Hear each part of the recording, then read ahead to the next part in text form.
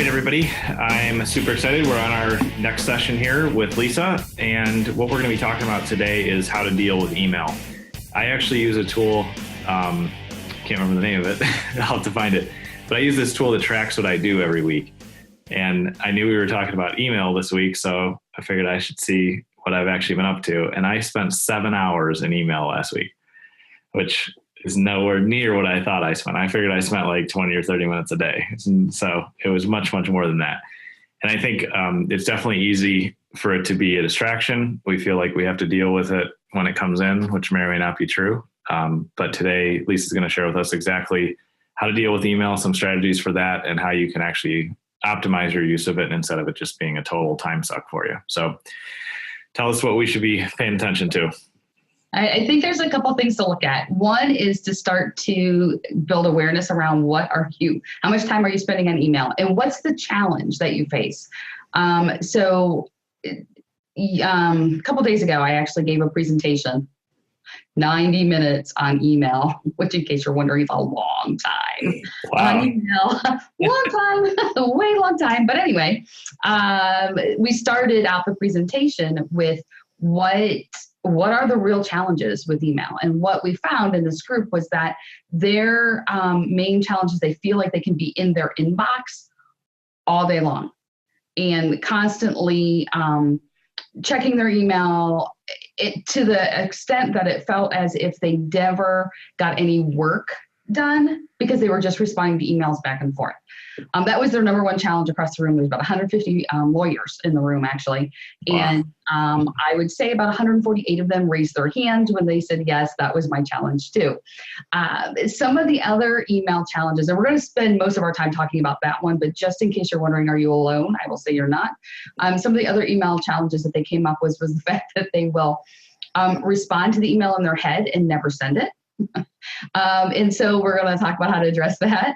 I know I am guilty of that with text messages because I think, I'll just email them because I can do it from my computer and it's quicker because it takes me so long to text. So anyway, that was one of them. The other one was the amount of time it takes to come back and refocus on what they were doing before the email came in. And then the other biggest challenge, and this one was probably the second biggest out of the group, was that they lose important emails because they fall below the scroll on the inbox. And so out of sight, out of mind. And we kind of paired that up with also just in general not being able to find email. But it was more the fact that they were using their inbox as a to-do list. And as soon as they could no longer see the item, it was out of sight. So, I'm guilty of that. Yeah, right? Of course. So that was the whole awareness building place is, what is your challenge? So before you start to implement any of the tips that Gabe and I are going to share with you, know what your actual challenge is, because some of these tips are not going to apply unless that you happen to have all the challenges I just mentioned. Then they will all apply, but just pick and choose the ones that work for you.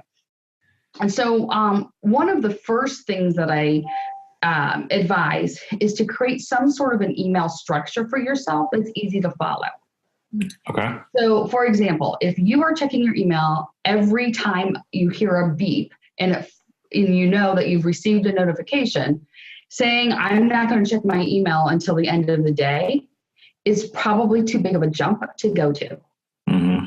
So instead, scale it back and say, I'll check it every hour. I'll check it every whatever. Now, one of the challenges with choosing when to check your email is that you think that you're going to miss something really, really, really important in there. And so you say, okay, I'll check it, at lunch and at dinner or at lunch in the end of the day. And then all day long, you're like, what if I have something important in there that I'm not paying attention to? What if there's an emergency? So take a step back and define emergency in your business. What's an honest to goodness emergency that will be coming via email? Yeah. It's important we all have emergencies in our business, but that the first line of defense is an email. So once you can define that, it'll help you choose how often to go in and check your email. And so we want to look at it as there's two ways to do this. One is you can schedule time in your calendar to check email. And by scheduled time, I mean, honest to goodness, put a block of time in your calendar to check email. Like it's really scheduled in there. Yep. Or flip it the other way and don't schedule. Say, okay, from the hours of 1 to 3, I am not going to touch my email. And then go ahead and do whatever you have to do the rest of the day. But you at least have given yourself 2 hours where you can single focus on what you're doing versus going back and forth. I like that one. Are you're a scheduled time not to, right? Yeah, I was just going to say, it makes me feel like I'm being rebellious, and I like it. Because I'm like, I'm going against the system, and that sometimes I think that's worth bringing up because I think that you have to like tune into what actually works for you. So I'm complete nonconformist in everything. So rather than like trying to create more structure, I have a lot of structure. Before we jumped on here, Lisa saw me like writing all this stuff, stuff on my whiteboard and on my chalkboard and just like writing all these things I have to do. And sometimes I feel like that's really restrictive to me, like trying to add another thing into my calendar. If everybody saw my calendar, there's 15 appointments and reminders every day. So then that just feels like it's controlling or restrictive, whereas doing it the other way is just like, oh, cool. I'm just going to not check my email for 3 hours. I feel like I'm being a rebel. Right. But I mean, either way, the whole point is to keep you out of the inbox all day long, because there's a study that I cannot remember, but if it becomes really important, leave a comment and I will find the source for you. Yeah. But the study says that it's 23 minutes and like 15 seconds that it takes your brain to re-engage when you're in deep thought. So if you're working on something and then check your email and working on something and check your email, it's not working. So if you at least are, a nonconformist like Gabe and say, I'm not going to check it from 1 to 3, you've given yourself 2 hours to focus and get stuff done. Yeah, no, that's a great point. I've never heard that study, but that makes sense because one little thing can throw you off and then you're completely off focus and can't actually work on what you're trying to work on. Well, because you know what it feels like to be in the zone. Mm-hmm. You can't get in the zone if you keep bouncing out to check email.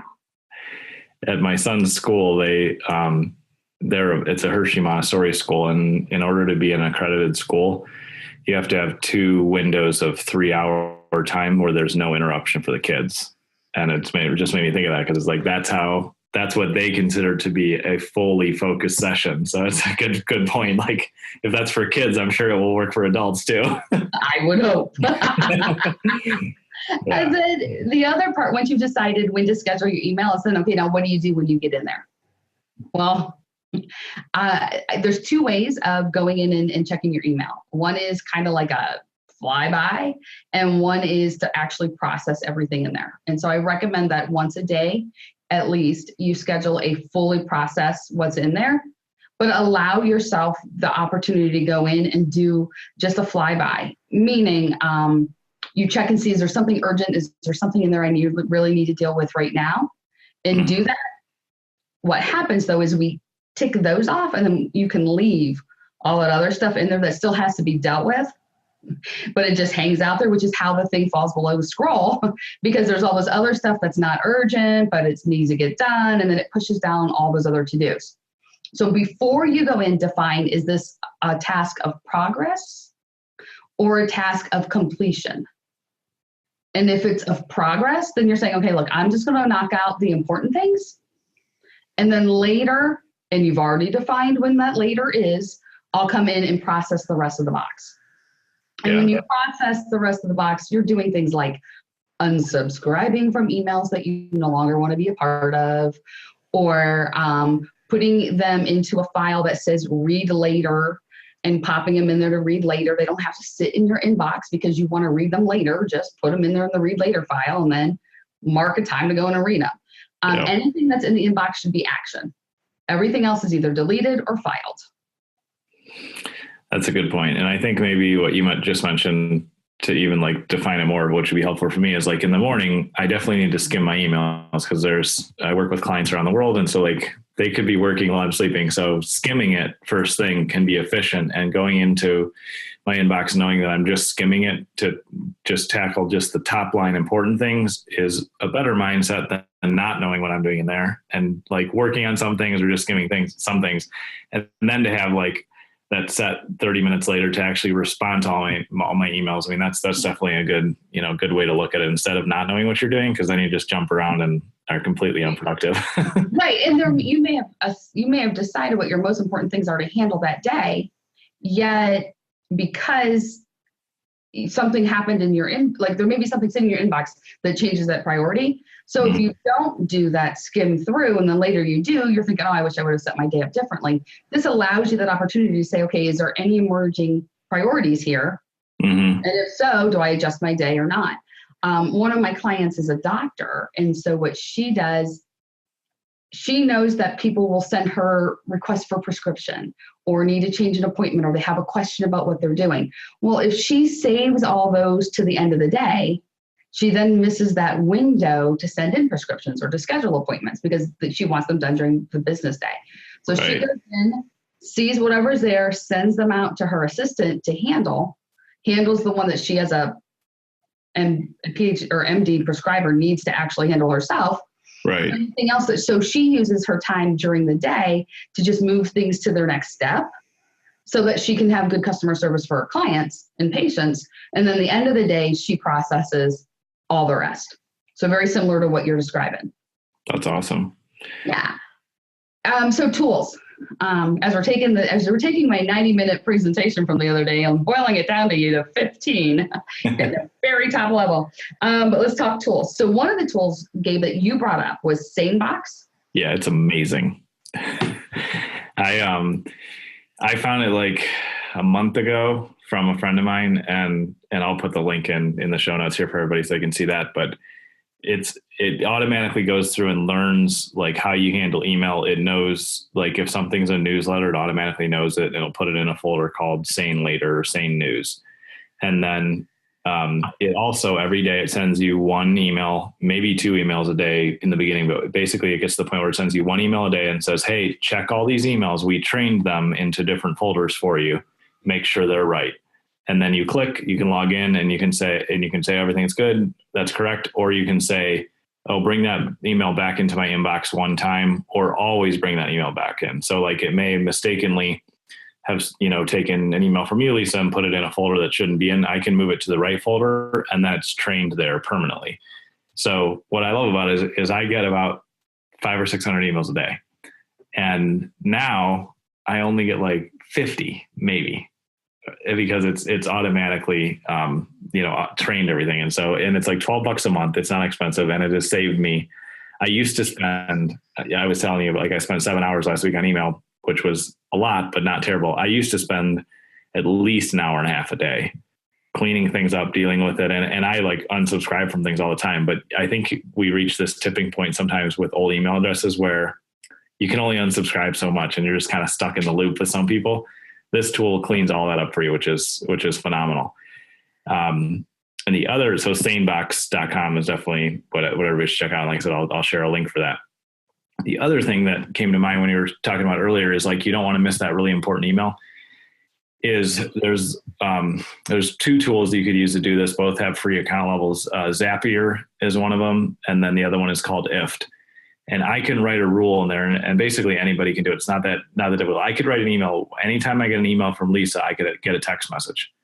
And that way, like if we're working on a project now and I don't want minutes to go by, without me seeing that, then I could actually create like a VIP text message notification, or, there's any number of notices or things you can set up. But there's tools like that where if it's really a tool or a person or something that, you want to get instant notification from, then you can add in text message notifications. And if anybody's stuck on any of that, reach out to me. I can obviously point you in the right direction with that. But those are probably the two biggest things that I use.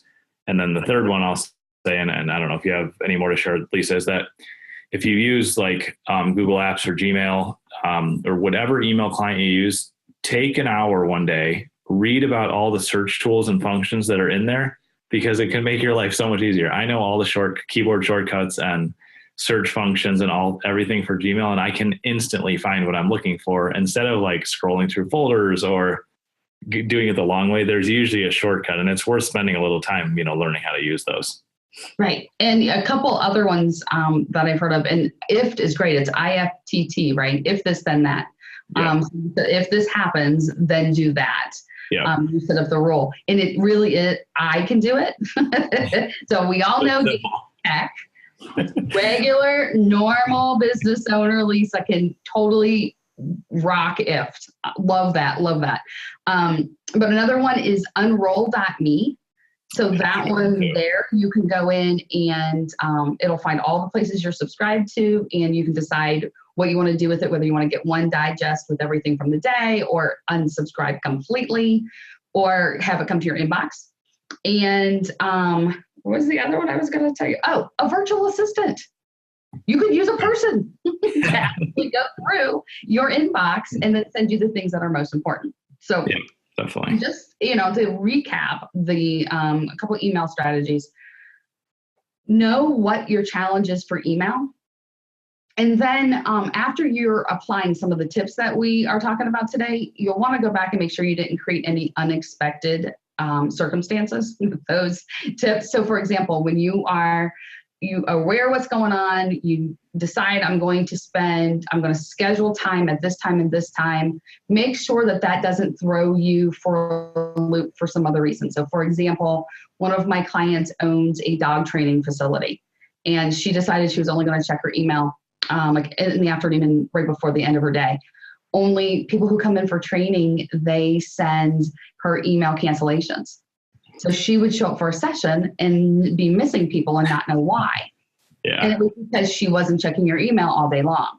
And so now she's adjusted it to make sure she checks about a half hour before every class to make sure that she has everyone coming. So you just want to check back in and make sure and use your tools, tech tools, real people tools, whatever works, but use something. Otherwise you can, the fewer emails you have to process, the less time it takes. Absolutely. Terrific, Lisa. Well, those are great tips. I hope everybody enjoyed this. And like she said, find the right, tool or approach that works for you, and then put it into place and use it, and then evaluate afterward to make sure you're not having, extra unintended circumstances, or just maybe there's a tweak or adjustment that you want to make that'll make it even better. So definitely can be a huge time waster, but if you put in the right processes, then it can be really helpful. So thanks as always for the time and for the advice, Lisa. We'll see you on the next one. Sounds great.